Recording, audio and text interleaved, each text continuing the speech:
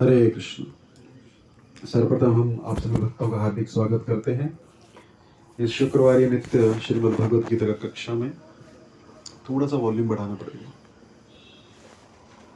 हरे कृष्णा हरे कृष्णा कृष्णा कृष्णा हरे हरे, हरे राम राम राम हरे हरे। हरे कृष्ण। तो इस श्रीमद् भगवद गीता की कक्षा में हम तीसरे अध्याय के अभी कितने हो गए? 13 हो गए। अच्छा, तो अभी हम कहाँ पहुंच गए हैं? कर्म कांड को देखते हुए हम कहाँ आ गए अभी? भगवान अभी कर्म कांड के बारे में और बोलेंगे, है ना? कर्म कांड है क्या? तो अभी तक हमें इतना समझ में आ गया कि भगवान अगर हमारे पास भी हैं लेकिन हम भगवान की आज्ञा का पालन नहीं करते हैं तो क्या हो जाएंगे? दुखी, है ना? क्यों दुखी? अर्जुन भगवान के कितना पास में है? बस इतना पास में है, लेकिन फिर भी रो रहा है। क्यों रो रहा है? क्योंकि भगवान की आज्ञा का पालन नहीं कर रहा है ना? तो इससे कोई फर्क नहीं पड़ता है कि आप भगवान के मंदिर से पास रहें, दूर रहें, या कोई मंदिर ही ना हो। और रशिया में चले जाइए, कुछ ऐसे देश हैं जहां कोई मंदिर ही नहीं है, खाली उनको एक पुस्तक किसी को मिल गया है ना। एक व्यक्ति था, मतलब ऐसी ऐसी जगह हैं अब जो भारत से बाहर नहीं गए हैं। रशिया में आप जाएंगे ना, माइनस में टेम्परेचर रहता है, मतलब बर्फ ही बर्फ, कुछ घास वास दिखता नहीं उधर। और उधर आप शराब पिए बिना तो जी नहीं सकते हैं, क्योंकि टेम्परेचर उतना चाहिए, आप पीना ही पड़ेगा कंपलसरी, है ना। तो ऐसी जगहों पे जहां पे मांस ही खाना एकमात्र उपलब्ध है, वहां पे और कुछ नहीं है, ऐसी जगह पे एक बार एक पुस्तक पहुंच गई, तो वो पढ़ा, उसको बहुत अच्छा लगा। कभी भगवान के बारे में सुना भी नहीं था उसने। रशिया जो है कम्युनिस्ट कंट्री थी पहले। कम्युनिज्म का अर्थ होता है जो आपका है वो सारा सरकार का है ना। मतलब आपका कुछ नहीं है, सरकार किसी भी क्षण आपसे छीन सकती है। आपकी गाय है वो भी सरकार की, सारा दूध आपसे ले लेगी, खाली 1 लीटर आपके लिए छोड़ देगी, ठीक है तुम खा लो पी लो, है ना। उसका मतलब होता है कम्युनिज्म। कम्युनिज्म में कुछ भी आपका नहीं है। अब जितना पैसा कमा रहे हो ना, वो पूरा ले लेगी आपसे, कुछ छोड़ देगी। 50,000 में से 5,000 छोड़ देगी आपके लिए। तो ऐसी हालत है वहां पे, लेकिन लोग जीते हैं। और वहां पे आप कुछ भी खुलेआम, चाहे चाइना चले जाइए, वहां पे भी कम्युनिज्म है। आप भगवान के बारे में कुछ नहीं बोल सकते। वो लोग भगवान के अस्तित्व को मानते ही नहीं है ना। वो क्या बोलते हैं, अगर भगवान जो है, भगवान का काम हम कर रहे हैं, अगर कोई भगवान है भी तो उसने गलती किया है। क्या किया है? गलती। कैसे? सबको बराबर का अधिकार नहीं दिया उसने। किसी को गरीब बनाया, किसी को अमीर बनाया, हम बराबर कर देंगे, सब कुछ सरकार का। तो ये लूटने का तरीका है। कैसा? हाथ में कंट्रोल लेने का है। पहले डिक्टेटरशिप होती थी। डिक्टेटरशिप का मतलब होता था कि एक व्यक्ति है, उसके अंडर में सब कुछ है ना। तो ऐसा लगता है कि डिक्टेटरशिप का उल्टा जो है कम्युनिज्म है। देखो हम सबको बराबरी का अधिकार दे रहे हैं, लेकिन वो भी डिक्टेटरशिप ही है। तो छुपे हुए रूप में चीज वही है ना। बोतल वही है नहीं, अरे बोतल नई है, शराब वही पुरानी है ना। वही क्या है, अब हम ऐसे नहीं कंट्रोल कर पा रहे हैं तो हम ऐसे कंट्रोल कर लेंगे। है डिक्टेटरशिप ही होगी, है ना। अभी सरकार में एक ही व्यक्ति होता है, वहां पे प्रेसिडेंट, वही डिक्टेटरशिप है उसकी। मतलब मैं जो बोलती हूँ वही होना चाहिए। हम क्या कर रहे हैं, सबको समानता का अधिकार दे रहे हैं। तो ऐसे देश में आप भगवान के बारे में नहीं बोल सकते। कि भगवान के बारे में बोलेंगे तो लोगों का अस्तित्व बढ़ जाए, आस्था बढ़ जाएगी, तो विद्रोह ना कर दे कहीं, है ना। उनका हौसला बढ़ जाएगा भगवान के बारे में सुन के। तो क्या किया है, वो लोग भगवान का प्रचार नहीं करते। तो किसी तरह एक गीता जो थी अंदर, गीता या एक छोटी सी पुस्तक पहुंच गई, तो व्यक्ति पढ़ा, उसको बहुत अच्छा लगा। पहली बार उसको अच्छा लगा कि हाँ कोई भगवान है, उनका करना चाहिए। तो हरे कृष्ण महामंत्र जो है ना, उसको पढ़ने नहीं आया। वो हेर कृष्ण कृष्ण कृष्ण हेर हेर, हेर राम राम राम हरे हरे, इसका जप करता था कई सालों तक। बस यही है ना, हेर कृष्ण कृष्ण कृष्ण हेर हेर, हेर राम राम राम हेर हेर। और एक दिन वो भक्तों से मिल गया, है ना। तो वो कुछ गा रहे थे, हरे कृष्ण बोले अरे तो मेरे मंत्र की तरह है, लेकिन ये हरे गा रहे, मैं हेर गाता हूँ, है ना। तो उसने पूछा भाई मैं तो ये मंत्र करता हूँ। बोला ये हेर नहीं है, ये हरे है। बोला अच्छा ऐसा है। तो उसको उस मंत्र का भी फल मिला, बाद में भक्त बन गया। तो ऐसा जरूरी नहीं है कि आप मंदिर के पास रहें या तभी आपकी भक्ति होगी, या कुछ भी, कोई भी बाधा जो है आपको रोक नहीं सकती है, यदि आपकी भावना अच्छी। है ना। वाल्मीकि जी क्या क्या बोले थे, मरा मरा मरा मरा मरा, है ना, राम नहीं बोल पा रहे थे, है ना। तो भक्ति करने के लिए सिर्फ एक चीज चाहिए, भगवान की इच्छा में अपनी इच्छा मिला दीजिए बस। अर्जुन वो नहीं कर रहा है, बाकी सब करने को तैयार है ना। वही नहीं कर रहा है ना, बाकी तो बोल रहा है मैं सब करूंगा, जंगल भी चला जाऊंगा, जप भी करूंगा, तप भी करूंगा, व्रत भी करूंगा, जो आप बोलेंगे वो करूंगा, लेकिन युद्ध नहीं करूंगा। और भगवान की इच्छा युद्ध की है ना। एक बार प्रभुपाद जी के साथ में एक व्यक्ति चल रहा था, प्रभुपाद के शिष्य थे। तो चलते चलते क्या हुआ, प्रभुपाद जी बोले तुम्हारा चप्पल किधर है, मतलब उसको चुभ रही थी कीकरियां। प्रभुपाद जी सुबह सुबह जाते थे मॉर्निंग वॉक पे, तो कीकरी चुभ रही थी। प्रभुपाद जी तुम्हारा चप्पल किधर है, नहीं प्रभुपाद जी मुझे आपके, जब मैं आपके साथ होता हूँ ना तो मुझे कोई दर्द नहीं होता है। प्रभुपाद जी बोलते फिर अपना गला भी काट दो, तब भी दर्द नहीं होगा, है ना। प्रभुपाद ने मजाक में कहा। तो प्रभुपाद बोले ऑलरेडी हम बहुत सारी तपस्याएं कर रहे हैं, जल्दी उठ रहे हैं, इतना जप कर रहे हैं, इतना वेजिटेरियन हम डाइट खा रहे हैं, कांदा लहसुन भी नहीं खाते, तो ये तुम फालतू का तपस्या क्यों कर रहे हो, है ना। Why to create unnecessary austerity, मतलब इतना ही बहुत है। अगर वो प्रेम जागृत कर दे भगवान का, जब तप व्रत से हमको ज्यादा मतलब नहीं है। क्यों, क्योंकि अगर हम जप तप व्रत भी बहुत कर रहे हैं और हमारे हृदय को कठोर कर रहा है और हमारे भगवान को पसंद नहीं है तो नहीं करना चाहिए। अर्जुन सबके लिए तैयार है, आप बताइए बस, अष्टांग योग जाऊंगा जंगल में ध्यान करूंगा, आप बस ट्रेनिंग दे दो, बता दो, बस एक बार सैंक्शन कर दो कि तुम निकलो, तो मैं अभी की फ्लाइट पकड़ के सीधा जंगल में लैंड कर जाऊंगा, है ना।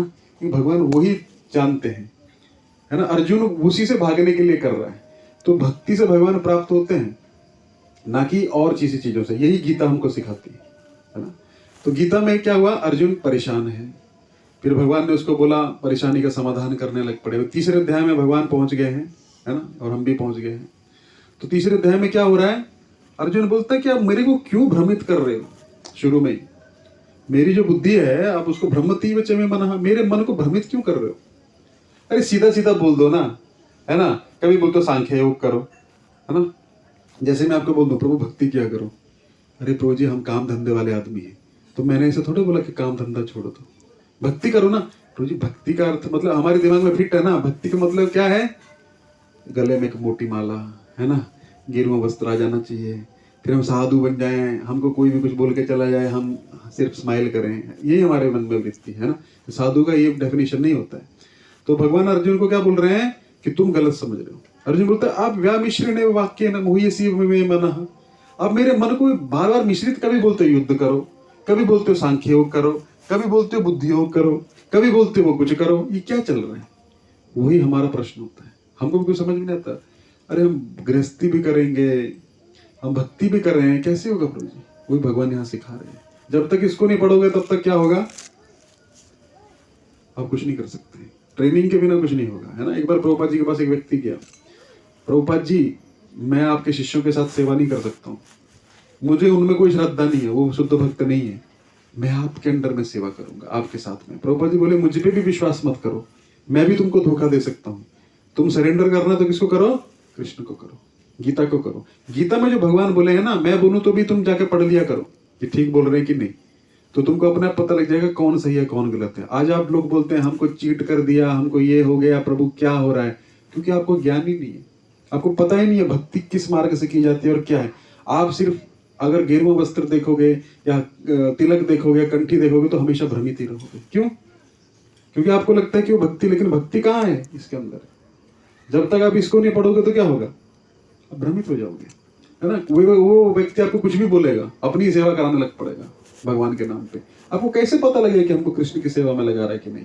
इसलिए हमारे ये शास्त्र जो है बहुत महत्वपूर्ण चीज है। वितरण हम बहुत कर दिए, करोड़ों के हिसाब से गीता वितरण हो गई है, कितने पढ़ाने वाले पैदा हो गए बताइए, है ना। वितरण तो बहुत किया हमने, पर जब तक पढ़ाओगे ना तब तक पढ़ेगा नहीं कोई। भारतीयों की आदत है, उनको सब कुछ मुंह में देना पड़ता है ना। गीता भी हाथ में घर में जाके दी है, ले ली, बहुत बड़ा एहसान किया, तो पढ़ाने के लिए कितना कष्ट करना पड़ेगा, है ना। तो ये पढ़ाने के लिए जब तक अभी सब कुछ हो जाएगा, सब बना लो आप, लेकिन जो मन में भावना है वो कैसे बनाओगे। सबको राम राज्य चाहिए लेकिन राम नहीं चाहिए, है ना। राम चाहिए तो क्या होगा, हमको सब कुछ छोड़ना पड़ जाएगा, क्योंकि राम जी की जो इच्छा है ना, वो हमको पालन करनी पड़ेगी। तो राम राज्य चाहिए, उसमें सब कुछ अच्छा अच्छा था, हमको राम नहीं चाहिए। तो ये अगर फिलॉसफी रहेगी तो क्या होगा, नहीं होगा, आपको गीता पढ़नी पड़ेगी।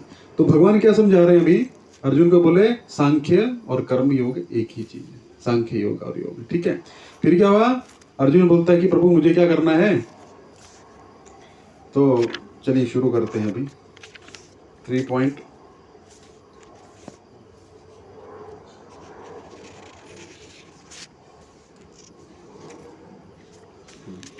कर्म योग ये हमारे लिए बहुत महत्वपूर्ण है, क्योंकि हम लोग कर्म करते हैं। कर्म है क्या, तो भगवान 7वें श्लोक में बोले, 8वें श्लोक में, नियतम कुरु कर्म त्वं कर्म ज्यायो हि कर्मणः शरीर यात्रा पे ते न प्रसिद्धेद कर्मणः। यदि तुम कर्म नहीं करोगे तुम्हारी शरीर की यात्रा भी नहीं चलेगी। जॉब धंधा नहीं करेंगे तो खाएंगे क्या, है ना। तो यात्रा, अगर मान लीजिए आप कुछ नहीं भी कर रहे हैं और आपको सब कुछ प्राप्त भी होगा, तब भी आपका शरीर खराब हो जाएगा, क्योंकि कुछ ना कुछ तो करना पड़ेगा। कुछ नहीं करेंगे तो क्या होगा, आपका बुद्धि भी काम नहीं करेगा। देखिए अभी क्या होता है, आप पढ़ने की आदत कई लोगों की चली जाती है। जब मैं जॉब करता था ना, पहले मैं बहुत पढ़ता था, जॉब किया मैं 2-3 साल ना, तो इतना मुझे टाइम ही लगता था, फिर मैं पढ़ता था ना, रात को ऐसे बुक खोलता था ना, तो पढ़ते पढ़ते नींद आ जाती थी, और मैं क्या पढ़ रहा हूँ मुझे भी याद नहीं रहता था, कल क्या पढ़ा था, इतना डल हो गया दिमाग। फिर मैं समझ गया आदत चली गई है। आदत चली जाएगी ना, फिर आपको समझ, आप पढ़ते भी रहेंगे ना, तो आप पढ़ क्या रहे हैं आपको भी समझ में नहीं आएगा, और क्या प्रोसेसिंग ही नहीं हो पाएगी। तो इसलिए क्या है, भगवान बोलते हैं कि नियतम करो कर्म तुम, कुछ नहीं भी है ना तब भी कुछ करते रहो। क्यों, क्योंकि नियत कर्म कभी छोड़ने नहीं चाहिए। नियत कर्म का अर्थ है, सुबह टॉयलेट जाना कोई छोड़ नहीं सकता है, नहाना धोना कोई छोड़ नहीं सकता है, खाना पीना कोई छोड़ नहीं सकता है, ये नित्य नित्य कर्म है। तो नियत कर्म के अंदर आपका जॉब धंधा भी आता है। क्यों, क्योंकि वो छोड़ दोगे तो क्या क्या खाओगे, है ना, डिस्टर्ब हो जाओगे, फिर आप भक्ति भी नहीं कर पाओगे। अब बोलेंगे भगवान क्यों बोल रहे हैं कर्म करने के लिए, ये सब कनेक्टेड है। जब धन नहीं रहेगा तो मन कहाँ जाएगा, धन में जाएगा, माला में नहीं जाएगा। हरे कृष्णा क्या होगा मेरा भी, है ना, टेंशन बहुत आ रहा है, हरे राम राम राम हरे हरे, अरे उसको फोन कर लेता हूँ शायद वहां से कुछ मिल जाए, हरे कृष्णा कृष्णा कृष्णा हरे हरे, अरे देखता हूँ व्हाट्सएप में कौन याद कर रहा है, ये सब मन भ्रमित होगा। होता है ना ऐसा, है ना, मन भूलेगा, अरे क्या तू माला कर रहा है, ऐसा अविश्वास आएगा, है ना, फिर खिड़की से देखोगे। फिर ये क्या है, मन जब तक स्थिर नहीं, तो पहले शरीर को रोटी कपड़ा मकान स्थिर होगा ना, तब आपको टेंशन खत्म होगा। तो भगवान बोल रहे पहले पांव टिकाइए, है ना, न प्रसिद्धेद कर्मणः। अच्छा, अकर्म रहेगा तो आपका शरीर का निर्वाह भी नहीं चलेगा, शरीर की यात्रा भी नहीं चलेगी। यज्ञार्थ कर्मणो नत्र लोकोयम कर्म बंधनः तदर्थम कर्म कौन्तेय मुक्त संघ समाचरम्। भगवान बोलते हैं श्री विष्णु के लिए यज्ञ रूप में कर्म करना चाहिए, अन्यथा कर्म के द्वारा इस भौतिक जगत में बंधन उत्पन्न होता है। मैंने पिछली बार बहुत समझाया था, काम एक ही है ना, काम एक ही आप भी कर रहे हो और दूसरा व्यक्ति भी कर रहा है, सिर्फ चेतना का अंतर है। और चेतना का अंतर होने के कारण क्या होगा, उसका फल भी अलग अलग है। एक व्यक्ति उसी चाकू से सब्जी काट रहा है अपने लिए, ना तो भोग लगाया, उसी कर्म के द्वारा वो बंधन में आ जाएगा। उसी चाकू से आपने सब्जी काटी, भगवान को भोग लगा दी, आपकी भक्ति काउंट होगी, है ना। उसी चाकू में किसी ने सब्जी बनाई, उसमें जहर डाल दी, किसी को मार दिया, 3 कर्म हुए एक ही चाकू से। चाकू का कोई योगदान नहीं है उसमें, है ना, है ना। चाकू क्या किया, आप बोलेंगे चाकू का दोष है प्रभु, इसने सब्जी काटी, नहीं, आपकी चेतना का दोष है। जो चेतना में आप जो कार्य करते हो उसका वही फल होता है ना। तो चेतना बड़ी महत्वपूर्ण चीज है। चेतना, इसलिए हमारा सारा जोर जो है ना, आपके ड्रेस चेंज करने पे नहीं है, आपका एड्रेस चेंज करने में भी नहीं है कि इधर आ जाइए, आपका चेतना चेंज करने में है। बस चेतना अगर बदल गई सब कुछ बदल जाएगा। वही आपको बांध के रखिए यहाँ पे, ड्रेस हो पहन लो साधु का पूरा जिंदगी, चेतना नहीं बदली तो फिर जन्म लेना पड़ेगा। मैं नहीं बोल रहा, गीता बोलेगी, है ना। आप ऐसे प्रभु जी बार बार वही चीज बोलते हैं, चेतना को बदल आएगा पूरा। 8वें-9वें अध्याय में अंत काले च मामेव स्मरण मुक्त्वा कलेवरम्, अंत काल में जो मेरा स्मरण करता है वही मेरे पास आता है। भगवान ऐसा कहीं पे भी नहीं बोले, अर्जुन तुम ठीक है, तुम साधु बन जाओ तो मेरे पास आ जाओगे, कोई गारंटी नहीं है, चेतना जैसी होगी। अच्छा, तो 9वें अध्याय में यज्ञ के बारे में वर्णन आया। यज्ञ का अर्थ क्या है, यज्ञ का अर्थ एक होता है आहुति देके यज्ञ करना, लेकिन यज्ञ का अर्थ यहाँ पे क्या है, जो भी आप करो भगवान को स्मरण करके आहुति दे दो, उसके फल की आहुति दे दो, है ना। अब बोलेंगे प्रभु जी सारा फल हम दे देंगे तो क्या होगा। पहले के युगों में वर्णन आता है, लोग क्या करते थे, ऐसा बीच में लाइन खींच देते थे, है ना, फिर बीच में खड़े हो जाते थे, फिर जो धन प्राप्त होता था ऊपर उछाड़ते थे, बोलते थे जितना राइट में गिर जाएगा वो भगवान का, जितना लेफ्ट में गिर जाएगा वो मेरा, है ना। ठीक है, फिर लोग और थोड़े स्मार्ट हो गए, फिर एक गोला बनाया, है ना। अब जितना बाहर गिर गया वो मेरा, जितना गोले में गिरा वो भगवान का, है ना। तो भी फिर उससे भी स्मार्ट हो गए, फिर ऊपर फेंका, बोला जो भगवान ने पकड़ लिया वो भगवान का, और जो गिर गया वो मेरा, है ना। कितना स्मार्ट हो गया ना लोग, है ना। अबे तुमने नहीं पकड़ा, तुम्हारी गलती, हमने तो ऑफर दिया था, है ना। तो ये होता है यज्ञ, है ना। यज्ञ का अर्थ क्या है? भगवान वो वाले यज्ञ की बात नहीं कर रहे हैं। भगवान बोल रहे हैं कि जो भी आप कर रहे हैं 100% नहीं देना है, क्योंकि आप जो शरीर को चला रहे हैं वो भी भक्ति है, अगर आप भक्ति के लिए कार्य कर रहे हो तो, है ना। तो भक्ति के लिए कार्य करते हुए जो शरीर का निर्वाह किया जाता है, परिवार का निर्वाह किया जाता है, वो भी भक्ति में काउंट होता है ना। तो उसी प्रकार हमको क्या करना है, थोड़ा सा हमको यज्ञ में लगाना है, यज्ञ की भांति हमको कार्य करना है कि जो चीज हम अपने लिए यूज कर सकते हैं वो क्या करना है, भगवान को अर्पण कर देनी है। अर्पण का अर्थ क्या है? कुछ ले नहीं लेंगे भगवान आपसे, सब कुछ उनका ही है। जो मेरा घर है अंदर से भाव रखना है, देखो मैं तो कितना बेकार आदमी था, भगवान ने बुद्धि दिया, नौकरी लगवाया, मेरे को चला रहे हैं, ये सब भगवान का है। जो मैं खा रहा हूं वो भी मुझे भगवान दे रहे हैं, है ना, लीजिए। और सब कुछ भगवान का जो देखने लग पड़ता है वो यज्ञ हो जाता है ना, वही यज्ञ है। आप भले ही पैंट शर्ट में रहिए, कुछ भी रहिए, है ना, वो भी यज्ञ है, क्योंकि चेतना वो है। अगर चेतना वो नहीं है, भले बाहरी कुछ भी है, वो नहीं चलेगा, है ना। इसलिए यज्ञ करिए। तो पहले के युगों में यज्ञ की फैसिलिटी थी, अभी नहीं है। तो फिर के भगवान क्या बोलते हैं, अब यज्ञ की थोड़ी सयज्ञ प्रजा सृष्ट्वा पुरोवाच प्रजापति अनेन प्रसजद्यमेश वो अस्त अष्ट कामधुक। तो भगवान ने जब भी सृष्टि की रचना की तो क्या किया, यज्ञों की रचना की। प्रजापति उत्पन्न किए ना भगवान ने, प्रजापति जो प्रजा को उत्पन्न करें उनको प्रजापति कहा है, जैसे दक्ष आदि प्रजापति जो है। और उसके साथ में यज्ञ की उत्पत्ति कर दी, है ना। सृष्टि के प्रारंभ में समस्त प्राणियों के स्वामी प्रजापति ने विष्णु के लिए यज्ञ सहित मनुष्य तथा देवताओं की संततियों को रचा और उनसे कहा, तुम इस यज्ञ से सुखी रहो, क्योंकि इसके करने से तुम्हें सुखपूर्वक रहने तथा मुक्ति प्राप्त करने के लिए समस्त वांछित वस्तुएं प्राप्त हो सकेंगी, है ना। तो यज्ञ जो है, देखिए ब्रह्मा जी की उम्र कितनी होती है पता आपको?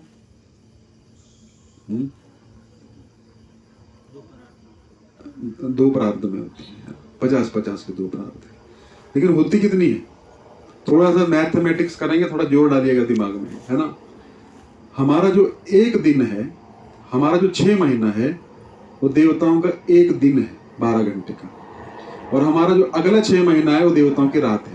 तो इसका मतलब क्या हुआ, हमारा जो एक साल है वो देवताओं का एक दिन है, उसके हिसाब से वो 100 साल जीते हैं। अभी लगाइए कितने साल जिए, है ना।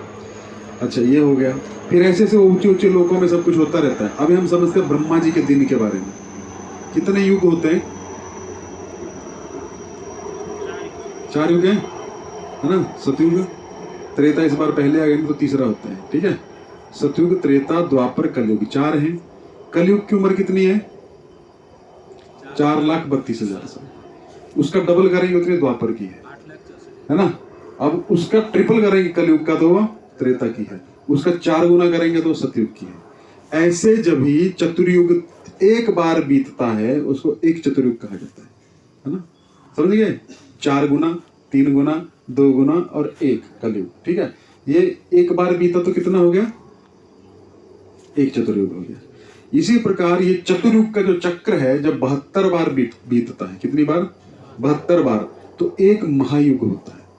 उसको एक मनु का अधिकार उसमें होता है, यानी कि इंद्र की उम्र उतनी। अब लगाइए इंद्र की उम्र कितनी है ना। तो एक चतुर्युग जो है, जो लाखों लाखों करोड़ों साल बन गए, अरबों, है ना, वो बीता 72 बार, तो एक मनवंतर हुआ, एक मनु हुआ, ठीक है। ऐसे ब्रह्मा जी के दिन में 14 मनु होते हैं, दिन में, एक दिन में 12 घंटे में। अब समझ पा रहे हैं? 1 2 3 4 5 6, ऐसे 14 घंटा मान लीजिए, एक घंटे में एक मनु हो गया अपनी सहूलियत के लिए। तो कितने हो गए?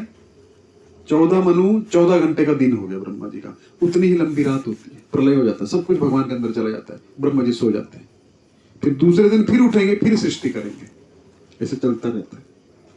तो ये जो सृष्टि की बात हो रही है, ऐसे कि अरे एक वंस अपॉन ए टाइम एक बार हुआ था, एक ही बार हुआ था, फिर नहीं हुआ कभी भी। हर दिन ब्रह्मा जी को उठते हैं, जैसे आप अपना ऑफिस का काम अभी क्लोज करके आ गए ना, अभी सो जाएंगे, फिर कल फिर जाएंगे, चाबी खोलेंगे, वही कंप्यूटर में काम चालू। उसी प्रकार ब्रह्मा जी का वही काम है, क्या है? अब कल फिर उठेंगे, फिर क्या करेंगे? फिर सृष्टि करेंगे, फिर से प्रजापति उत्पन्न करेंगे, फिर वही चीज बार बार बार बार चलती रहती है। तो आप समझे, एक चतुर्युग समझ गए, 4,32,000 इंटू 2 इंटू 3 इंटू 4, एक चतुर्युग। उतनी बार जब एक चतुर्युग जो है 72 बार बीतता है तो एक मनु होता है। उसके बाद फिर 72 बार दूसरा, तीसरा, चौथा, पांचवा। तो आप सोचिए आपकी क्या औकात है, हमारी कुछ औकात है? अब ब्रह्मा जी का ऐसा 1 साल होता है, 100 साल ऐसे जीना है उनको, हमारे जैसे ही, है ना। तो आपको लगे ब्रह्मा जी तो बहुत जीते हैं, उनको ऐसा नहीं लगता। लेकिन अभी कुछ मच्छर है, 2 दिन में वो पैदा भी होते हैं, परिवार भी हो जाता है, स्कूल भी हो जाता है, डिग्री भी हो जाती है, बच्चे भी हो जाते हैं, उनकी शादी भी हो जाती है, फ्लैट भी हो जाता है, सब मर जाते हैं।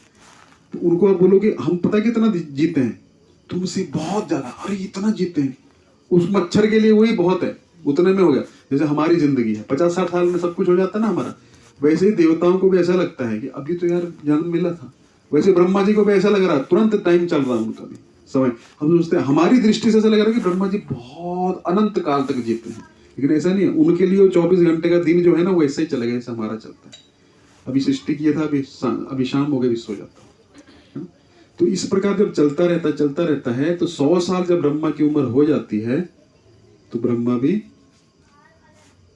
का पद भी खाली करना पड़ेगा।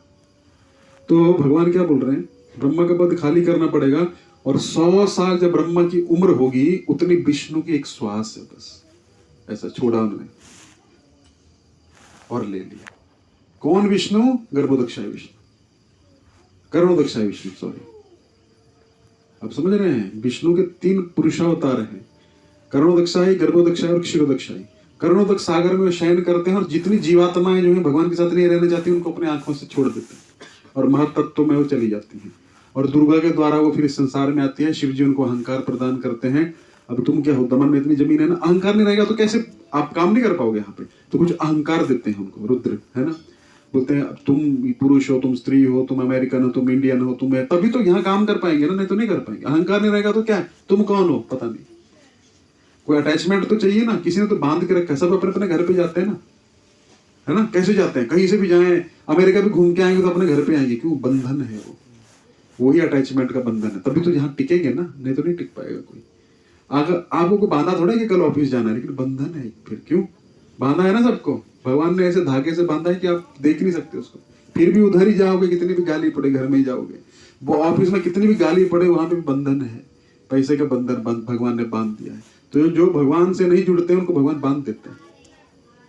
वही जो हमारा बंधन है भगवान की तरफ मोड़ना है, वहां से वहां बंध जाएंगे तो फिर मुक्त हो जाएंगे, ऐसा है। तो ब्रह्मा जी की उम्र कितनी है? विष्णु के एक श्वास के बराबर। अब समझ पा रहे हैं क्या हो रहा है कि नहीं समझे? तो एक श्वास में भगवान क्या करते हैं, सब वेदों को देते हैं।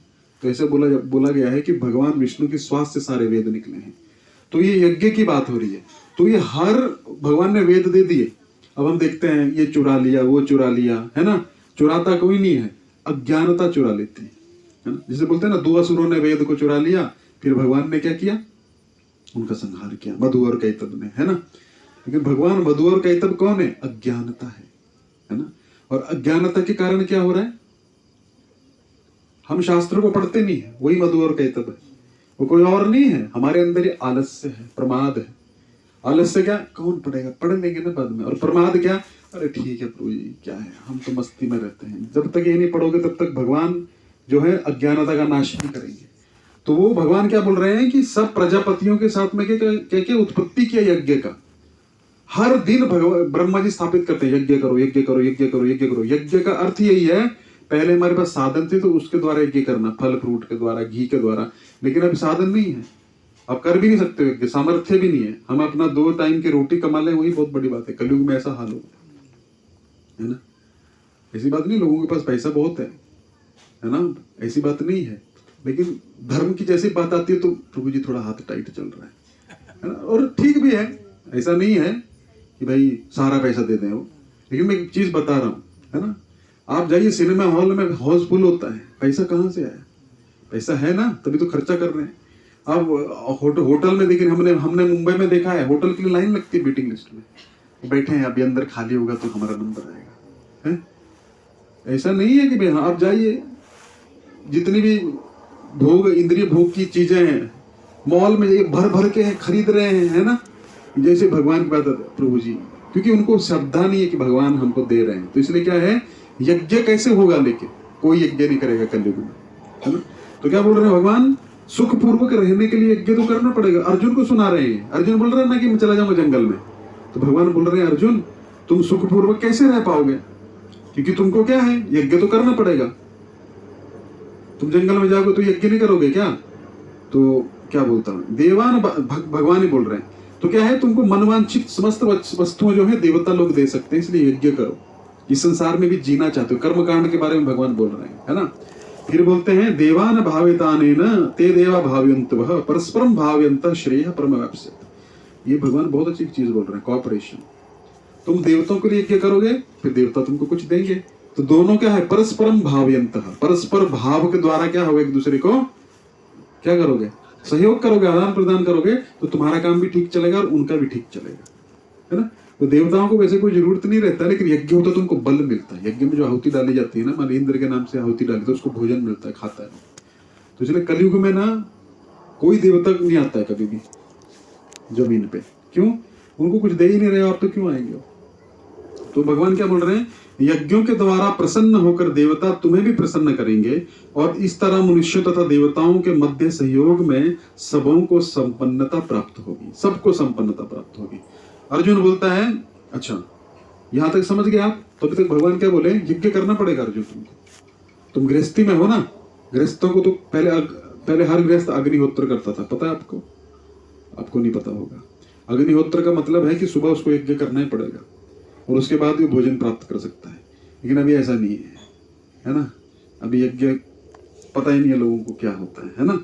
तो भगवान बोले कि यज्ञ करना पड़ेगा, तभी तुमको इंद्रिय भोग की भी वस्तुएं चाहिए, खाना पीना चाहिए, तो तुमको प्राप्त होगा। अच्छा 12वें में आ जाइए, इष्टान भोगान ही वो देवा दास्यन्ते यज्ञ भाविता तैर दत्तान प्रदायभ्यो यो भुंक्ते स्तेन एव सह। बहुत बड़ा पॉइंट भगवान ने यहाँ बोल दिया। क्या बोला, जीवन की विभिन्न आवश्यकताओं की पूर्ति करने वाले विभिन्न देवता यज्ञ संपन्न होने पर प्रसन्न होकर तुम्हारी सारी आवश्यकताओं को पूर्ति करेंगे। आपने टैक्स दे दिया तो सरकार आपको गाड़ी भी चलाने देगी सड़क में, है ना, पानी भी दे देगी, इलेक्ट्रिसिटी भी दे देगी। नहीं तो रोड टैक्स भरना पड़ता है ना, पता आपको वाहन चलाने के लिए क्यों भरना पड़ता है? हमने रोड बना के दिया, उसका पैसा देना पड़ेगा तुमको। हमको लगता है सब फ्री में आता है, फ्री में कुछ नहीं आता, आता कुछ फ्री में, कुछ फ्री में नहीं आता है। तो आप जब वाहन लेते हैं ना, वो उससे भी टैक्स लेगी जिससे आपने खरीदा, और रोड टैक्स भी आपको भरना पड़ेगा, तभी तो चला पाओगे ना। तो भगवान वही बोल रहे हैं, टैक्स दे दो, यज्ञ कर दो, तो देवता भी तुमको तुम्हारी सारी आवश्यकताएं पूर्ण कर देंगे। कैसे, भगवान आगे बताएंगे। किंतु जो इन उपहारों को देवताओं को उत्पन्न अर्पित किए बिना भोगता है, वह निश्चित रूप से क्या है, चोर है। भगवान बोल रहे हैं, है ना। आपने मुझे अपने घर पे बुलाया, प्रभु जी हमारे बच्चे का बर्थडे पार्टी आइएगा। मैं आया, मैं दिखा रही बड़े सुंदर टीवी है, उठाओ, गाड़ी में डाल दिया। फ्रिज भी उठाया, गाड़ी में डाल दिया, है, टेबल भी उठाया, गाड़ी में डाल दिया। अब बोले प्रभु जी आप क्या कर रहे हो, ये तो चोरी है ना। वही चोरी है। हम भगवान से सब चीजें ले रहे हैं। अभी भगवान अपने बारे में नहीं बोल रहे हैं, देवताओं के बारे में बोल रहे हैं। क्यों, अगर तुम्हारी श्रद्धा मुझ पे नहीं है ना, तो देवताओं को करो।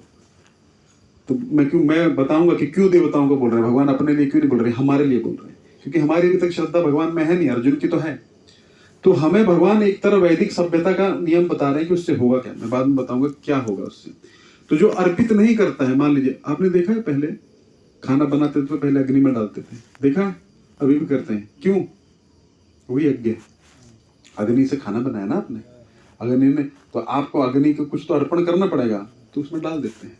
मुझे याद है मेरे नाना जी ना जब भी चाय पीते थे ना, तो ऐसे निकालेंगे, फिर ऐसे ऐसे अर्पण कर देंगे, है ना। और मेरी नानी खाना बनाते बनाते क्या करेगी, ऐसे डाल देगी। पहली आहुति मतलब वही यज्ञ हो गया, हुआ ना, आहुति डाला ना, उससे आपको क्या मन में आया कि इसका भोक्ता मैं नहीं हूं, इसका भोक्ता कोई और है, शक्ति है। भले हमने कृष्ण को नहीं जाना है अभी, लेकिन कोई तो देवता है, अग्नि साक्षात देव है। देखिए ना, सूर्य, किसी को भगवान का दर्शन करना तो साक्षात सुबह सुबह सूर्य के दर्शन करा करिए, उनको अर्घ्य दीजिए। हम तो हरे कृष्ण वाले, हम नहीं देते हैं। क्यों, बिजली का बिल नहीं भरते हैं, बोल दो वहां पे हमारे कृष्ण वाले 16 माला करते हैं, पानी का नहीं भरेंगे हम लोग, क्योंकि हमारे कृष्ण वाले हैं।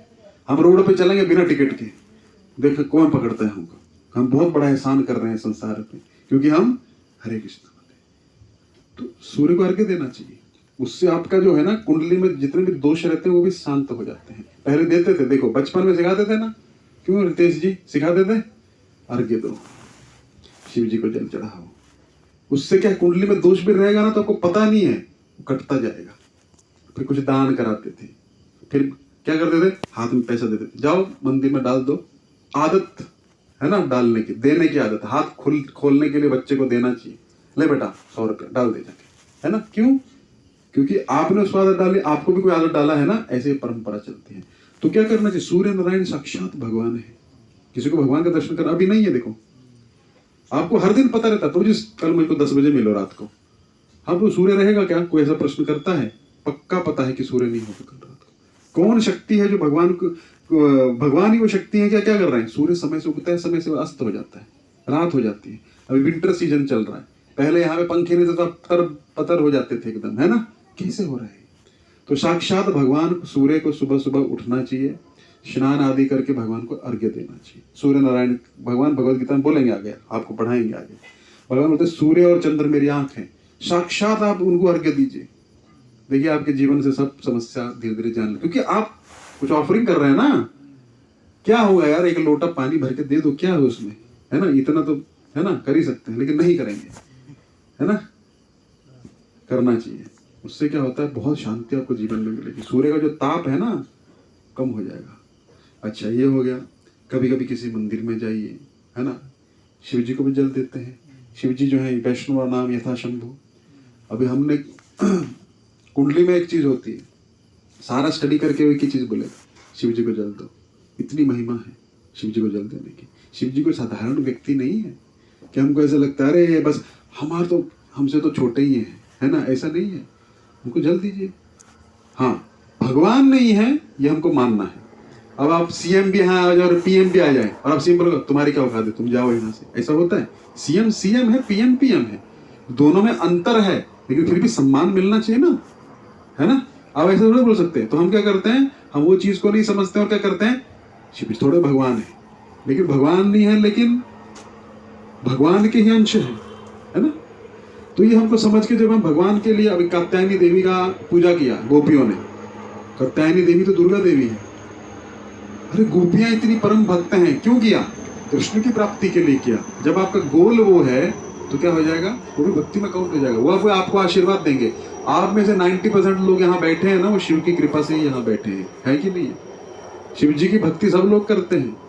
तो शिव जी जब बहुत प्रसन्न हो जाते हैं ना, अरे ये हमसे कुछ मांग नहीं रहा है, जाओ तुम हमको, हम अपने स्वामी की भक्ति देते हैं। फिर आपको देखना कोई ना कोई मिल जाएगा। हम खुद बहुत बड़े शिव भक्त थे, हमारी माता जी है ना, बहुत, है ना। तो सम्मान रहना चाहिए। देखना मैं 95% लोग जो है ना, जितने मैं मिला हूँ, सब शिव जी की भक्ति करके यहाँ पे आए हैं। तो शिव जी क्या करते हैं, ऐसा नहीं शिव जी का रावण आया शिव जी के पास में, है ना। शिव जी को पार्वती बोली प्रभु अभी हमारा विवाह हो गया है, तो कुछ रहने का बंदोबस्त करो, कब तक यहाँ ठंड में हम ठिठुरते रहेंगे, कैलाश में बहुत ठंड होती है ना। आपका तो कोई फ्लैट भी नहीं है, कोई बंगला भी नहीं है, कोई पुश्तैनी मकान भी नहीं है, क्या करेंगे, कैसे हम जिंदगी निकालेंगे।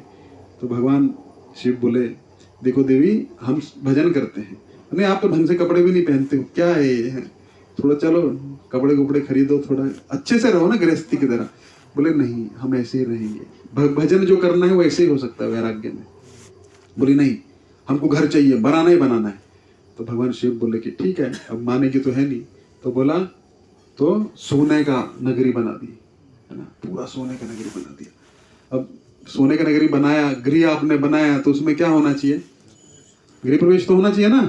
तो किसको बुलाएं, तो अभी सबसे बड़ा ब्राह्मण इस समय कौन है, जो चारों वेदों का ज्ञाता है, रावण। बोले वो आपका ही है भक्त, परम भक्त है ना, उसको बुला लो आ जाएगा वो। शिव जी समझ गए अब गड़बड़ होने वाली है। तो ऐसा नहीं है कि शिव जी नहीं समझते हैं, कि शिव जी को पता नहीं कि गड़बड़ कर रहा है, लेकिन ठीक है ले यार तू जा, है ना, ऐसा है शिव जी का, हमको डिस्टर्ब मत करो। तो बोला ठीक है, बुला लिया उसको, यज्ञ किया, सब कुछ किया, गृह प्रवेश हो गया। पार्वती बहुत खुश, लेकिन शिव जी जानते थे ये दुष्ट है, कुछ ना कुछ करेगा ये, है ना। तो अभी दक्षिणा का टाइम आया, और दक्षिणा जब तक आप दोगे नहीं वो यज्ञ सिद्ध नहीं होता है, मतलब वो ट्रांसफर नहीं होगा आपको। वो तो उसने किया ना यज्ञ, वो दक्षिणा जब उसको देते तो फिर वो फल ट्रांसफर करता आपको, तो होगा नहीं। तो शिव जी को शिव जी पूछे क्या दक्षिणा चाहिए तुम्हें। अब रावण के मन में लंका देखे, लंका थी वो एक्चुअली, तो उसके मन में आ गया है ना, ये हमारी होनी चाहिए। असुरों का यही होता है, जो भी अच्छी चीज देखेगा, स्त्री सुंदर है, हमारी होनी चाहिए, है ना। हाँ, ऐसे असुरों का ऐसा होता है ना, है ना, ये अच्छा महल है, ये हमारा क्यों नहीं है, इसको चलो कर लो, बाय पॉलिटिक्स या कैसे भी करके उसको कर लो। ये असुरों का लक्षण होता है, ये अच्छा है, ये हमारा होना चाहिए, असुरों का। लेकिन भक्त का क्या होता है, ये बहुत अच्छा है, ये भगवान को अर्पित होना चाहिए। बस यही अंतर है, वो भी प्रयास कर रहा है, ये भी प्रयास कर रहा है, तो उसको लगा ये लंका तो हमारी होनी चाहिए। लंका तभी नहीं थी, उसने बाद में उसका नाम लंका रख दिया। तो शिव जी बोले क्या चाहिए तुमको। प्रभु आप दे नहीं पाओगे दक्षिणा। नहीं नहीं हम दे देंगे। शिव जी जानते थे कि क्या करेगा, हमको लंका दे दीजिए दक्षिणा में। तो शिव जी बोले ठीक है। पार्वती बेहोश, है ना। पार्वती, शिव जी बोलते मैंने पहले ही बोला था, है ना, कि हमारे भाग्य में नहीं है, हम ऐसे ही ठीक है भजन करते हुए, भगवान की विशेष कृपा है, हम ऐसे रहते हैं तो भगवान का स्मरण होता है, तो फिर हो गई। तो उसी प्रकार क्या है, शिव जी का स्थान ऐसा मत समझिए कि शिव जी कोई साधारण व्यक्ति हैं या कुछ हैं, या इंद्र कोई साधारण व्यक्ति है। अरे हम तो हंसते हैं इंद्र पे, वो बहुत महान लोग हैं। हमारा काम है सबको सम्मान देना, चींटी से लेके हाथी से लेके वैष्णव हो, चाहे पंडित हो, ब्राह्मण हो, चाहे XYZ कोई भी हो, मन में हमको सम्मान देना चाहिए, उसको मन से प्रणाम कर। उसके मन में कौन बैठा है, भले XYZ हम जिसको विधर्मी बोलते हैं, उसके मन में भी कौन है, आत्मा के साथ में कौन है, परमात्मा कृष्ण है ना। कृष्ण का दर्शन करिए, है ना। इसलिए भगवान चौथे दिन बोलते पंडित समदर्शिन, कुत्ते में भी मेरा दर्शन करता है। कुत्ता भगवान नहीं है, तो कुत्ते के हृदय में भी वो देखता है कि ये जो कुत्ता था ना, इसने अपने पिछले जन्म में अपनी शक्ति का मिसयूज किया, इसलिए कुत्ता बन गया। बेचारा है तो आत्मा ना, मैं भी कुत्ता बन सकता हूँ अगर मैं भगवान के आज्ञा का पालन करूंगा, लेकिन इसके हृदय में परमात्मा है। हम जब भी किसी को प्रणाम करते हैं, प्रणाम बहुत जरूरी है। एक चीज मैं बताता हूँ, मैंने देखा है वैष्णव जन भी एक दूसरे को प्रणाम नहीं करते। प्रणाम से पता क्या होता है, देखिए कोई अगर वरिष्ठ व्यक्ति यहाँ पे आएगा तो आपका क्या होगा, अपने आप उठ जाओगे। मान लीजिए मोदी जी आ जाए, पहला रिएक्शन क्या होगा आपका, क्या होगा, अपने आप उठ जाओगे। क्यों, क्योंकि जब कोई वरिष्ठ व्यक्ति आता है तो प्राण जो है ना छलांग मारता होगा ऐसे। अगर आप नहीं उठोगे तो प्राण निकल जाएगा, प्राण की हानि होती है। इसलिए शास्त्र में वर्णन है, गुरु आए, कोई वरिष्ठ आए, कोई ज्ञानी व्यक्ति आए तो उठना चाहिए, उसको सम्मान देना चाहिए। नहीं दिया तो इंद्र जैसा हाल होगा। एक बार इंद्र जो था नृत्य देख रहा था, बृहस्पति जी आए, उसके गुरु है ना, उसने देखा रे तो रोज आते हैं यार, क्या है ना, तो उठा ही नहीं, नृत्य देखता रहा। 1 मिनट के लिए उसके हृदय में सिर्फ इतना सा भाव आया, क्या, तो रोज आते हैं, कि बार बार दंडवत थोड़े करूंगा। इतने में क्या हुआ, बृहस्पति ने देखा इसने अपराध कर दिया, कुछ बोले नहीं, वहां से चले गए। असुरों को तुरंत पता लग गया कि इंद्र ने अपराध किया है, अब हमला करने का समय है। उसका सारा यश बल तप जो है सब नष्ट हो गया, और फिर इंद्र को हरा के मार के भगा दिया। विष्णु के पास गया, भगवान विष्णु हम बहुत कष्ट में हैं। भगवान बोले क्या किया था, ऐसा किया था, गुरु अपराध किया ना, अब भुगतो उसको, मैं भी कुछ नहीं कर सकता हूँ, जब उसको भुगत लोगे तो मैं प्रकट होऊंगा, फिर समुद्र मंथन कराऊंगा। तो ये कथा में आता है वो। तो इसलिए वरिष्ठों का जो अपराध होता है, वैष्णव को देख के हमेशा प्रसन्न होना चाहिए, वो करे ना करे, हमको हरे कृष्णा करना चाहिए। क्योंकि ये अगर कोई वैष्णव को देख के वैष्णव प्रसन्न नहीं हो रहा है, तो किसको देख के प्रसन्न होगा, मुझे एक चीज बताइए, है ना। मतलब वैष्णवता यही है, वैष्णव जन तो तेने कहिए, पीर पराई जाने रहे। पराई तो छोड़ी, वो भी कि वैष्णव भगवान का जप करता है या मंदिर आता है कुछ करता है, उसको देख के प्रसन्न नहीं हो रहा है, इतना बड़ा अपराध है। क्या भक्ति करोगे आप, है ना, वही अपराध चालू हो गया। क्या मन लगेगा आपका, कीर्तनीय सदा हरि कैसे होगा, तृणादपि सुनिचय, तो हम बनते नहीं है ना।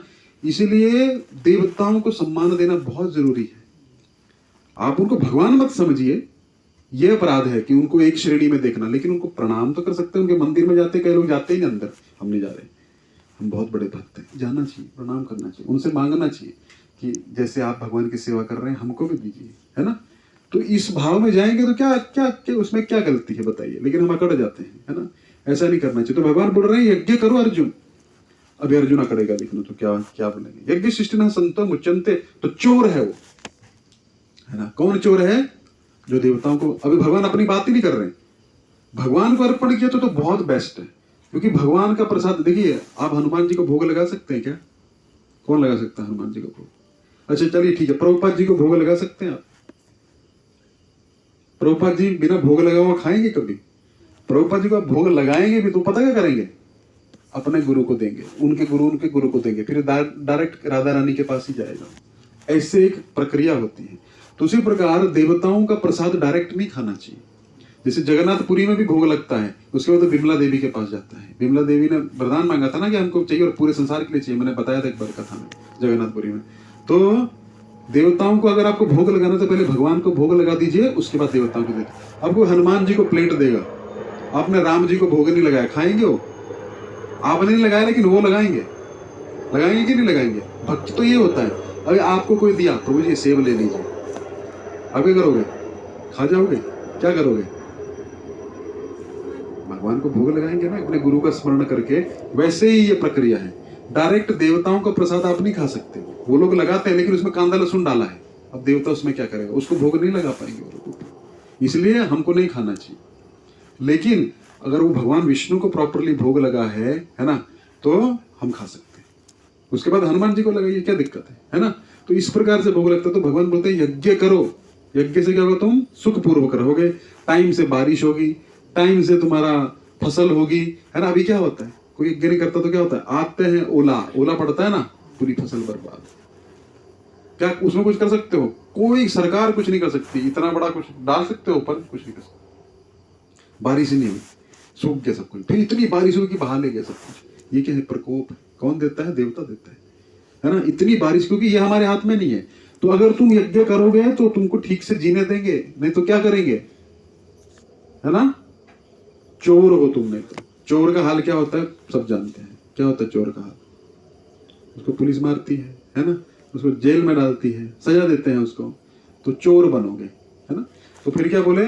यज्ञ सृष्टिना संतो मुच्यन्ते सर्व किल विषय। लेकिन मेरे भक्तों के साथ में ऐसा नहीं। तो संत जो लोग हैं, संत जो हैं, उनको क्या होता है? भुंजते ते तगम पापा ये पचंती आत्म कारणात्। भगवान के भक्त सभी प्रकार के पापों से मुक्त हो जाते हैं। क्योंकि ये 13 श्लोक, आपको 13वां नंबर का श्लोक याद कर लेना है आपको, ठीक है? हो सके तो 12 भी याद कर लो। भगवान के भक्त सभी प्रकार के पापों से मुक्त हो जाते हैं क्योंकि वे यज्ञ में अर्पित किए भोजन प्रसाद को ही खाते हैं। अन्य लोग जो अपने इंद्रिय सुख के लिए भोजन बनाते हैं, वे निश्चित रूप से पाप को खाते हैं। अभी फैसला आपके हाथ में। अगर आप अर्पण नहीं करोगे तो क्या खाएंगे? अभी मैं नहीं बोल रहा हूं, मेरे को मत आप ब्लेम करिएगा, है ना? मेरे को ब्लेम मत करिएगा, है ना? समझ रहे हैं ना? मैं नहीं बोल रहा हूं, है ना? कौन बोल रहे हैं? इसलिए मैं क्या बोला, मैं गीता को सामने रख के बोलता हूं जो भी बोलता हूं, है ना? हमारा जो है प्रमाण गीता है। वे निश्चित रूप से पचंती आत्म ते भुंजते ते तघम पापा। अभी देखिए संस्कृत में भी कोई हेरा फेरी नहीं की है, पापा ही भगवान बोल रहे हैं। ये पचंती आत्म कारण। तो जो अपने लिए रसोई करता है वो केवल क्या खा रहा है? अरे आपको मटर पनीर खाना है, प्रभु जी हमको इच्छा है, हम क्या करें? अरे भले आपको इच्छा है लेकिन अच्छे से बनाओ, भगवान के लिए बनाओ उसको। भगवान तो खा नहीं जाएंगे कि आप एक बर्गर रखे घर में बनाना, लेकिन है बाहर का नहीं, पता नहीं क्या करते। एक्चुअली मैं एक बार देख रहा था कि जो बटर वगैरह आता है ना, उसमें पता नहीं बछड़ों का क्या क्या वो डाल देते हैं। जो आपको पता नहीं है, बाहर जो है ना गाय का इंडस्ट्री है, वो लोग पालते हैं गाय और मशीन में काटते हैं, और उसका जो बचा हुआ जो रहता है ना, जो हम खाते चीज वीज क्या बोलते हैं उसको, बटर, है ना? उसको बछड़ों का पूरा चर्बी और उसको अलग करके इंडिया में एक्सपोर्ट कर देते हैं, है ना? इतना हम बाहर का आप खा भी नहीं सकते। अगर आप देख लोगे ना बहुत सारी चीजें, तो अगर हम उससे बच जाएं तो बहुत अच्छा है। जीवा के स्वाद से घर में बनाइए आप, क्या क्या दिक्कत है? तो भगवान क्या बोल रहे हैं? जो मुझे भोग लगाए बिना खाता है वो क्या है? चोर, पाप खा रहा है। आप समझ ले, प्लेट में क्या है? पाप है। उससे क्या होगा? चित्त खराब होगा, कर्म खराब होगा और पाप होगा, है ना? तो क्या बोल रहे हैं भगवान? जो भगवान के भक्त इन पापों से मुक्त हो जाते हैं। क्यों? क्योंकि मैं हर बार बताता हूं, वो कहाँ उसने उगाया है, हल चला, कितने लोग मरे, कितने जानवर मर गए, मतलब पशु क्या बोलते हैं उसको, कीट पतंग मर गए उसमें, ट्रैक्टर ही चला भले ही, है ना? फिर उसके बाद उसमें पेस्टिसाइड डाले, इंसेक्टिसाइड डाले, कितने वो मरे, है ना? फिर उसके बाद उसको कटाई हुई तब कितने मरे, फिर वहां से ट्रक में लाद के लाए, ट्रक से कितने जीव मरे, फिर आप तक पहुंचा, फिर आप उसको भगवान को भोग लगाए बिना खा लिए तो क्या हो गया? सबका फल आपको। तो इसलिए क्या करना चाहिए? भोग लगाना चाहिए अच्छे से, प्रॉपरली, है ना? तो भोग लगाएंगे तो क्या होगा? निश्चित रूप से वो पाप से मुक्त हो जाएगा व्यक्ति। यहां तक समझ गए? अब एक और। अच्छा, फिर अर्जुन बोलता है मैं तो पाप नहीं करूंगा। क्यों? मुझे क्या जरूरत है, मुझे कोई इच्छा ही नहीं है तो मैं कुछ करूंगा ही नहीं, मुझे यज्ञ की कोई जरूरत नहीं है, मैं तो जंगल में जाऊंगा सिर्फ आपका भजन करूंगा। तो भगवान बोलते हैं जंगल में क्या खाओगे जाके, मुझे यज्ञ की जरूरत नहीं है। यज्ञ इसलिए करना चाहिए ना कि भाई भोग करेंगे, अब उनसे कुछ लेना है हमको, इसलिए चाहिए ना यज्ञ। मैं करूंगा नहीं, मैं परिवार ही नहीं करूंगा, मैं तो जंगल में चला जाऊंगा, मुझे कोई गृहस्थी का नियम करना ही नहीं है, तो मैं तो बच जाऊंगा। भगवान अगला श्लोक बोलते हैं अन्नाद भवन्ति भूतानि पर्जन्यादन संभवः यज्ञाद भवति पर्जन्यो यज्ञ कर्म समुद्भवः। ये चक्र है, इस चक्र को समझिए। सारे प्राणी किस पे आश्रित हैं? अन्न पर। कैसे? हम तो मीट पे आश्रित हैं। मीट कहाँ से आता है? पौधा खाता है ना वो प्राणी, तभी तो उसका मीट बनता है ना। तो पौधे कहाँ से आएंगे? बारिश से आएंगे, है ना। तो भगवान एक चक्कर बता रहे हैं, सारे प्राणी अन्न पर आश्रित हैं जो वर्षा से उत्पन्न होता है। वर्षा के बिना हो सकता है अन्न? है कोई ऐसा अन्न है? बीज डाला अपने आप उग गया सूखी धरती में? नहीं, वर्षा हर चीज को लगेगी, है ना। ये वर्षा यज्ञ संपन्न करने से होती है। जब तक यज्ञ नहीं करोगे इंद्र तुमको बरसात नहीं करेगा। समझ रहे हैं कि नहीं समझ रहे? सब प्राणी किस पे आश्रित हैं? चक्र समझिएगा, यह है अन्न। अन्न किस पे आश्रित है? प्राणी है। प्राणी किस पे आश्रित है? अन्न पे, है ना। और अन्न कहां से होता है? वर्षा से, है ना। और वर्षा कैसे होगी? यज्ञ से। बन गया साइकिल, ये चक्र है। सबसे पहले प्राणी किस पे आश्रित है? एक एरो लगा दीजिए, अन्न पे। अन्न किस पे आश्रित है? वर्षा पे। वर्षा कब होगी? जब यज्ञ करोगे, और यज्ञ क्या होगा? प्राणी करेंगे। ये एक साइकिल है, इसको बोलते हैं चक्र, है ना। तो भगवान क्या बोल रहे हैं कि यज्ञ तो तुम जंगल में भी जाओगे तो कुछ तो खाओगे, फल फ्रूट, वो किससे बनेंगे? वर्षा से होंगे ना। तो वो कौन करेगा? कौन करेगा? वर्षा करेगी। और वर्षा कौन देगा? तो तुम हो ना आश्रित उन पे। कोई बोलते हम तो नहीं आश्रित। जी कैसे नहीं आश्रित? जो तुम खा रहे हो देवताओं के, अभी भगवान अपने को पिक्चर में नहीं ला रहे हैं, लेकिन देवताओं को भी भगवान ऐसे नहीं बोल रहे बेकार है छोड़ दो तुम, नहीं, पूरा समझा रहे हैं हमको। तब हम उचित ज्ञान प्राप्त करके अगर समझेंगे ना तो हम देवताओं का अपराध नहीं करेंगे, तो बहुत अपराध करेंगे। कैसे? आप एक बस स्टैंड पे खड़े हो, एक लड़का है, बंबई में ना बस में लाइन लगानी पड़ती है, अभी बस आई नहीं है, खड़ा रहना पड़ता है। पहले बस भर गई तो फिर दूसरी आएगी पीछे से, तब तक खड़े रहना। अब एक आदमी था, वो खड़ा था बेचारा, उसके आगे एक लड़का घुस गया। अरे तुमको तमीज नहीं है यार, क्यों आगे घुस रहे हो, है ना। झगड़ा जैसा हो गया, तो मारा मारी तक नौबत आ गई। अब इतने में कोई बोला अरे शर्मा जी आप यहाँ क्या कर रहे? अरे अरे आप क्या कर रहे हैं यहाँ पे? अरे हमारा लड़का है। हम आपका लड़का है? अरे ये तो तुम ऐसा बर्ताव किए, मौसा जी हैं तुम्हारे, तो क्या होगा? हैं? अरे मौसा जी अरे गलती होगी, अरे कोई बात नहीं बेटा, को आओ शर्मा जी आप भी आइए आगे। होगा कि नहीं होगा? अब क्या बदला? रिलेशनशिप पता लग गया आपको। वही देवताओं से जब आप समझ जाएंगे तो देवताओं को दुश्मन नहीं समझेंगे, क्या है कृष्ण है, हम तो कृष्ण भक्त, अरे ये भगवान के भक्त हैं, अरे कृष्ण सम्मान, है ना। तो वो जब तक नहीं समझोगे तब तक पता क्या होगा? अपराध पे अपराध।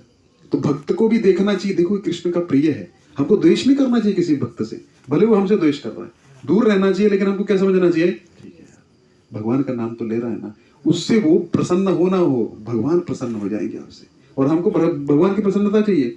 इसलिए कभी भी बदला लेने की, द्वेष की भावना नहीं रखनी चाहिए हृदय में। होती है लेकिन करो मत, एक्शन में मत करो, लेकिन सहन कर लो, क्योंकि वो भी चलो नाम ले रहा है भगवान का, कभी ना कभी हो जाएगा वो, और भगवान जाने उनका क्या करना है। इसलिए क्या करना चाहिए? द्वेष नहीं करना चाहिए, लेकिन एक आदत पक्का बना दीजिए सम्मान देने की। क्योंकि मैं नहीं बोल रहा तृणादपि सुनिचेन तरोरपि शेषेण अमानी नाम मान देना। मान की इच्छा मत रखिए, नहीं तो बहुत दुखी होंगे। जितनी मान की इच्छा है अपमान पे उतना ही दुख होगा। जितनी खुशी होती है ना अपना नाम सुन के, वाह क्या प्रभु जी बहुत अच्छा, है ना। कोई बोलेगा प्रभु जी मजा नहीं आया आज प्रवचन में, क्या आप कुछ भी ना, अरे यार ऐसा, है ना। तो ये चीज होती है, तो हमको मान अपमान से ऊपर उठना है, नहीं तो क्या होगा? मान के लिए करोगे तो कर नहीं पाओगे, लंबा नहीं कर पाओगे। क्यों? अगर किसी हेतु के लिए आ रहे हो, मतलब किसी कारण से आ रहे हो वो चीज करने के लिए, तो आप लंबा नहीं कर सकते। जब वो कारण बंद हो जाएगा तो आप भी बंद हो जाओगे। होता है ऐसा। इसीलिए जो निस्वार्थ भाव से करता, भगवान क्यों बोल रहे हैं कर्म मैं फल मैं दूंगा, तुम कर्म करो, है ना। अगर हम जा रहे हैं प्रवचन में, अरे उधर से ना 1000 रुपये देगा, वो नहीं देगा ना अगली बार जाएंगे नहीं, है ना। जब निस्वार्थ भाव से आप करोगे तभी वो प्रचार जो है फल देगा, नहीं तो नहीं देगा। नहीं तो क्या होगा? आज बरसात बहुत है, आज नहीं जाएंगे, आज नहीं करेंगे। जब निस्वार्थ भाव रहेगा तो भगवान शक्ति देंगे, नहीं तो रुक जाएगा। तो इसलिए भगवान के बोलते यज्ञ करो, कर्म की इच्छा मत करो, है ना। क्या करिए, सारे प्राणी अन्न पर आश्रित हैं, जो वर्षा से उत्पन्न होता है वर्षा यज्ञ संपन्न करने से होती है, और यज्ञ नियत कर्मों से उत्पन्न होता है। नियत कर्म क्या है, देखो भगवान यहाँ यज्ञ से नहीं बोलेगे ओम स्वाहा ओम स्वाहा, नियत कर्म करने से होता है। जिसका जो जॉब धंधा है वही यज्ञ है ना। ये समझिएगा, यहाँ पे मैं अगले लेक्चर में फिर से समझाऊंगा, ये थोड़ा पेचीदा चैप्टर चलेगा अभी आगे, टेक्निकल कर्म कर्म ब्रह्मोद्भवम विधि ब्रह्माक्षर समुद्भवम, यहाँ पे थोड़ा टेक्निकल चलेगा, लेकिन सिंपल सरल भाषा में समझाऊं, आपका नियत कर्म ही यज्ञ है ना। आप जो कर्म कर रहे हैं ना उसको भगवान को अर्पित करिए। आपको कुछ ब्राह्मण बनने की जरूरत नहीं है, या आपको कुछ एक्स्ट्रा करने की जरूरत नहीं है। आप जो कर्म कर रहे हैं, मैं जॉब धंधे पे जा रहा हूँ, भगवान की सेवा के लिए जा रहा हूँ, भगवान को अर्पित। इसका अच्छा आएगा वो भी उनको, बुरा आएगा वो भी उनको। मैं तो अपना अभी फंस गया हूँ, क्या करूं, है ना। परिवार तो चलाना है ना। अब प्रभु फंस गए हैं तो हम कर रहे हैं कर्म, लेकिन हमारी मति आप में, तो निकल जाओगे। नहीं तो क्या हो जाएगा, कुछ करोगे भी नहीं, न माया न राम, है ना। इधर भी प्रॉब्लम उधर भी प्रॉब्लम, तो न जप हो पाएगा ना। तो इसलिए कर्म करना पड़ेगा, परिवार को भी पालना पड़ेगा। भगवान यही अर्जुन को बोल रहे हैं कि तुम क्षत्रिय हो, तुमको कर्म करना पड़ेगा। तो आज हमने क्या सीखा, कर्म हम पहले से यही सीख रहे हैं, कर्म नहीं छोड़ सकते आप, है ना। कर्म क्या चीज है, अब बोलेंगे प्रभु जी मेरा धर्म क्या है। एक सैनिक है, उसका बॉर्डर पे धर्म क्या है, दुश्मन को रोकना, दुश्मन को मारना। वो भी अपने गांव में कर दे, आके अपने दुश्मन को मार दे, तो क्या होगा, उसका धर्म नहीं है, इसलिए उसको दंडित किया जाएगा, है ना। अभी कोई पुलिस वाला है, कोई टेररिस्ट आ गया, है ना, और वो क्या कर रहा है, उसको मार नहीं रहा है, उसका धर्म है उसको मारना, उसके लिए उसको सजा नहीं होगी, ना तो यमराज की जेल में होगी ना यहाँ होगी। क्यों, उसका धर्म है ना, उसको उसी काम के लिए नियुक्त किया, वही उसका कर्म है, वही इसका नियत कर्म है। नियत कर्म मतलब वो उस कर्म के द्वारा ही क्या होगा, भगवान को संतुष्ट कर सकता है। तो उसी प्रकार क्या है, हमारे जो नियत कर्म है, हमारे बच्चे हैं क्या करेंगे, उनको छोड़ दोगे, क्योंकि अभी हम भक्ति में बहुत लीन हो रहे हैं। वो भागना है, भगवान यही सिखा रहे हैं, भागना नहीं है। भक्ति को समझो पहले। अगर गुरुजी बोल रहे हैं कुटिया में रहो, तो कुटिया में रहेंगे। गुरुजी बोलते हैं महल में, तो हमारा कुछ नहीं है, जो गुरुजी बोलेंगे उसको समर्पण कहा गया है। नहीं नहीं गुरुजी हम महल में रहेंगे तो लोग क्या बोलेंगे, अरे मैं बोल रहा हूँ ना, हमको गुरु को समर्पण करना चाहिए। तो उसी प्रकार क्या है, भगवान जो बोल रहे हैं वही धर्म हो जाता है। तो यहाँ नियत कर्म की बात कर रही है, जो आपका जॉब धंधा है, जो आप कार्य कर रहे हो करते रहिए, उसमें कुछ भी, हाँ उसको चाहिए, कोई मीट का बिजनेस कर रहा है, प्रभु जी मेरा धर्म है, ऐसा नहीं है, उसमें आपको तगड़ा कर्म लगेगा। उसको चेंज करके कुछ और बिजनेस करिए ना। देखिए बिजनेस में झूठ तो बोलना पड़ेगा, लेकिन वो डायरेक्ट पाप है। आप कितनी जीवात्माओं को काट रहे हो, तो वो छोड़ के कुछ ऐसा काम करिए जिसमें आपको ये हो, क्योंकि उसका फल भुगतना पड़ेगा। फिर आप ऐसे नहीं बोल सकते ठीक है प्रभु जी 50% आपको दे दिया करूंगा, हमारा चलने दो धंधा अच्छे से, है ना। नहीं, वो नहीं चलेगा। तो हमको क्या करना है, सुधार भी करना है और साथ में कर्म भी करना है। तो कर्म का यही सिद्धांत है। भगवान भगवद गीता के 18वें अध्याय में बोलते हैं, हर जहां धुआं है ना, वहां समझ लो अग्नि है कहीं ना कहीं थोड़ी सी। उसी प्रकार जहां कर्म है वहां पाप तो होना ही होना है। अब बोले हम एकदम व्हाइट धंधा करते हैं, व्हाइट कोई नहीं सकता, धंधा है ही नहीं। फिर आप 10 रुपए की चीज जब तक 20-30 में नहीं बेचोगे तो धंधा करोगे कैसे। सिंपल सा लॉजिक है ना। सब बिजनेस है, आपको लगता है ऐसा, सब बिजनेस है। जब तक किसी को कुछ प्रॉफिट नहीं होता तब तक क्या है, कोई कुछ कार्य करता नहीं। भक्तों को छोड़ के जो शुद्ध भक्ति में स्थापित हो गया उसका ही क्या, प्रभुपाद को प्रॉफिट थोड़े लेना था, 17 साल की उम्र में बिजनेस खोलना है। जीवात्मा जो है ना, इन तक कृष्ण का संदेश पहुंचना चाहिए, वो ही उनका स्वार्थ था बस। कि मेरे जाने के बाद कोई रहेगा नहीं, उसमें भी आनंद है ना, क्योंकि हम कृष्ण से प्रेम करते हैं, कृष्ण प्रसन्न हो जाएंगे, उसमें स्वार्थ है हमारा। लेकिन वो स्वार्थ कैसा है, वो सबको प्रसन्नता देने वाला है। लेकिन यहाँ पे सबको प्रसन्नता नहीं होती। आपने 10 रुपए की चीज 500 में बेच दी, करते हैं लोग ऐसा, घटिया चीज बेच दिया, वो बेचारा 500 रुपए खर्चा कर दिया, फिर उसका चीज उसका कर्म बंद गया, है ना। तो उसी प्रकार हमको कर्म तो करना है, लेकिन ट्राई करिए जितना कर्म आप उसमें कम पाप हो, है ना। दाल में नमक डालना है, नमक में दाल नहीं डालनी, समझ रहे हैं। मतलब उतना नमक में दाल के बराबर झूठ बोल सकते हैं, नहीं दाल में नमक के बराबर, है ना। उल्टा मत सोच लीजिए, दाल में नमक कितना होता है, इतना सा पड़ता है ना, ज्यादा दाल होती है उतना झूठ चलता है, क्योंकि बिजनेस में बोलना पड़ता है। लेकिन उससे ज्यादा आप बोल के प्रॉफिट तो फंस जाएंगे। लालच आएगा, लोभ, हर चीज का अंत देखा गया है, सिर्फ एक जो दुर्गुण है उसका अंत नहीं देखा गया है। देखिए आपने एकादशी का व्रत किया 2 दिन का, उसके आपके सामने सुंदर पुरुष स्त्री आ जाए, आपका ध्यान नहीं जाएगा, है ना? हाय अभी कब खाना मिलेगा, ऐसा सोचेंगे ना। उसके सामने आपको $1 करोड़ भी रख दे, अब बोलेंगे बाद में देखेंगे इसको, है ना? है ना? क्या क्या ढूंढ रहे हो आप? खाना ढूंढ रहे हो, है ना? तो उसी प्रकार जो है लोभ का अंतर नहीं देखा गया, है ना? तो लोभ जो है ना, वो जितना आपको मिलता जाएगा उतना आप और चाहिए और चाहिए और चाहिए। जितना मैंने बताया था ना, एक व्यक्ति था बहुत शांत था, एकदम कूल रहता था, है ना, कमलेंदु प्रभु की तरह, कोई टेंशन नहीं, है ना? तो एक दिन एक व्यक्ति बोला, अरे इतना खुश क्यों रहता है? बोला भी ये 99 के फेर में नहीं पड़ा है इसलिए। बोले वो क्या होता है? बोले चलो दिखाता हूँ।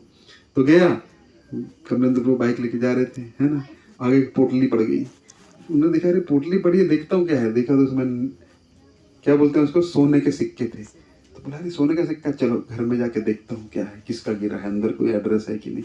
घर में जाके देखा, कोई नहीं मिला। गिनने लगे 1 2 3, जब गिना तो कितने मिल रहे हैं? 99। बोले यार कोई 99 क्यों डालेगा, एक एक ज्यादा 100 होने चाहिए ना। फिर बाइक उठाया, फिर आ गए, फिर ढूंढ रहे हैं टॉर्च मार मार के, रात को नहीं मिला। फिर रात को भी नींद नहीं आ रही, एक ढूंढना है मेरे को, वो एक मिल जाए ना तो 100 पूरा हो जाएगा। फिर मैं ये करूंगा, फिर मैं ये करूंगा। पड़ गया ना 99 के फेर में। तो दूसरा व्यक्ति आया दूसरे दिन, बोले तो बहुत टेंशन में लग रहा है। बोले पड़ गया है 99 के फेर में, है ना? 99 मिला वो नहीं दिख रहा, लेकिन एक कम क्यों है, 100 होना चाहिए था। वही हमारा हाल है ना? नहीं है ना, बहुत अच्छा है। तो नारद मुनि बताते हैं श्रीमद् भागवत में, जो गरीब है ना वो सबसे सुखी है। क्यों? वो चाह के भी भोग नहीं कर सकता। उसको बेचारे को शराब पीने जाना पैसा ही नहीं तो क्या करेगा, उसको IPL का मैच देखने जाना पैसा ही नहीं तो क्या। तो गरीबी में बहुत सारी तपस्याएं स्वयं हो जाती है। इसलिए कभी कभी भगवान ने गरीब कर देते हैं। क्यों क्यों करते हैं पता है? इसको पैसा आएगा ना तो पागल हो जाएगा, मेरे को छोड़ के भाग जाएगा, मैं देख पा रहा हूँ, तो उसको देंगे ही नहीं। जैसे पिताजी है ना, देखते हैं ये बीड़ी पिएगा जाके, है ना, तो उसको देंगे नहीं पॉकेट मनी। तो ऐसे भगवान ना पर्सनल, आपकी किस्मत में भी होगा ना तब भी रोक देंगे। भगवान पर्सनल आ जाते हैं आपका भाव देख के, वही भगवान की कृपा है। तो भगवान जो है सबका मरने भी नहीं देंगे, लेकिन ज्यादा भी नहीं देंगे, है ना? क्यों?